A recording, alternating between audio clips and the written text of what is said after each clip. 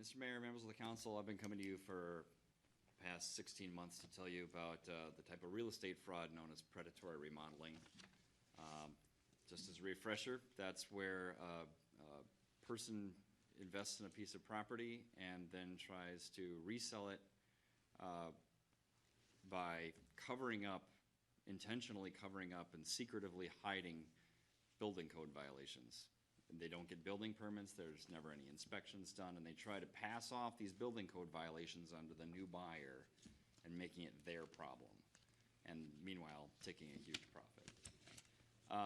I have authored the website hoodwinkedhouse.com, which has gone completely viral since I brought this story to light, and I have come across stories from across the country of this problem happening over and over and over again. To houses that are similar to mine, where it happened to me, here in Columbia Heights. It's happened to people just elsewhere around the Twin Cities. It's happened to multi-million-dollar homes. It's happened to basically everybody. There's really no pattern to making it happen.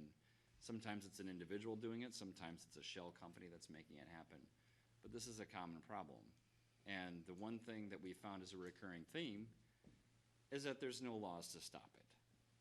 There's no common prevention methods that are true across the board. There are certain state laws that we've been able to put in place, such as in Washington State, they have a regulation that makes it so that anybody who's even trying to flip a house must be a licensed contractor, so that there are legal options for anyone who may become a victim. I've heard of stories of people losing their houses over this whole thing. The only reason I haven't lost my house or walked away from it is because I chose not to damage my credit again, and stuck with the house that I've got. What I wanted to let you know is that a month ago, the exact same individual who sold me my house tried to do this scam again in St. Paul, and he very nearly succeeded. He bought a house in St. Paul for $70,000, and a month later, he rented a dumpster and started remodeling, basically pulling things out of the house, bringing new drywall in, and so forth. And then 1 month later, relisted the house for $110,000. And because of this large following that I have, I basically now have a network of informers. And someone tipped me off on this happening. The only reason we knew it was the same person was because he was using the same front company name. And in doing so, basically a large alert went up on the internet telling people, do not buy this house. This is a scam house. People called the city of St. Paul and got their building inspectors involved. They sent a whole team of building inspectors over that property and took a look at it. And then they categorized that property in such a way that it could not be resold unless the remodeling was done under extreme scrutiny. What ended up happening is that the seller ended up pulling his listing off the market.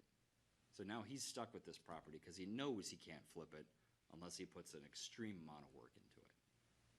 That's the only way we were able to stop this crime, is by just putting a ton of publicity around someone who's a known flipper, who's already done it before, who's committed this crime once before. And everyone I've talked to agrees that this is a crime, but no one is making it a criminal case. No one's building any laws around it so that we can criminally prosecute anybody.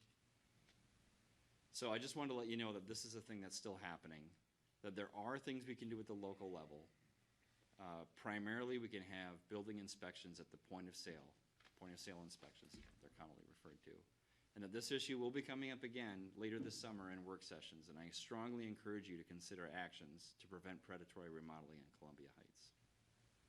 Thank you. Okay, thank you, Frost. I suppose that's something we can discuss in a work session. I don't know, Counselor, you got any input on that? Any direction for us? I mean, I know what Frost went through, and I agonize with him. And well, two comments I'd have, Mr. Mayor. One legal, and that's you've looked at point of sale and not been real comfortable with what's been presented previously, so doesn't mean you can't look at it again. And secondly, not legal, just a comment, there's crooks out there. in all businesses.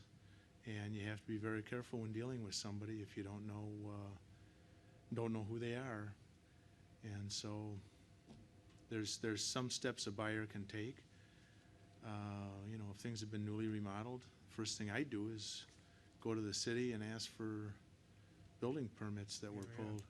And if they Did that don't, fella have a permit over there to remodel? No permit. So in other words, it goes back to what I told you, that could be the people in the neighborhood have to be aware. When something's going on in our neighborhood, give the city a call and say, you know, they're remodeling over, or there's a dumpster over at 7012 so-and-so, and have they got a permit? And if they don't, our building inspector goes and will stop the action right there, and which he has done.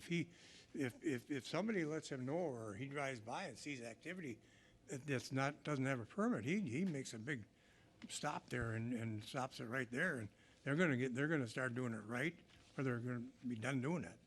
But I think it's really a community effort to keep your eyes open in your neighborhood and make sure the permit is on the wall there.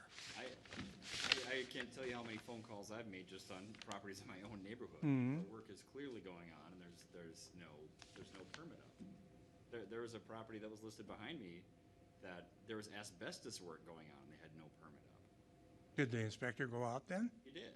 And he they stop stopped him? work to it. But I'm just Okay, saying, well- I agree that this is one possible thing. Well, we that's can do. probably I think It's our not- best. I don't think that's the primary line of defense. Well, at this point in time, until we get something better in place, I think we just have to be very alert on what's going on in our neighborhood.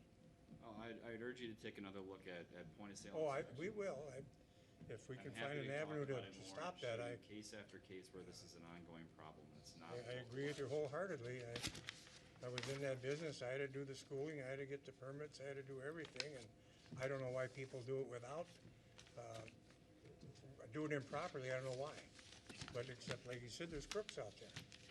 They can see an easy buck, and, well, it's unfortunate there's people like that out there.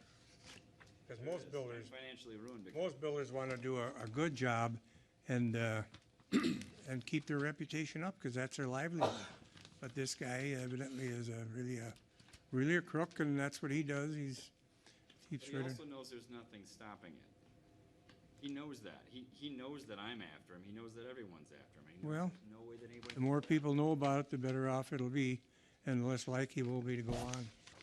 I think it's also a responsibility of concerned citizens like myself to come forward and to bring these issues. agree. To folks like you, our leaders, to see if we can't put something in place to prevent it or stop this type of crime from taking away someone's livelihood and happiness.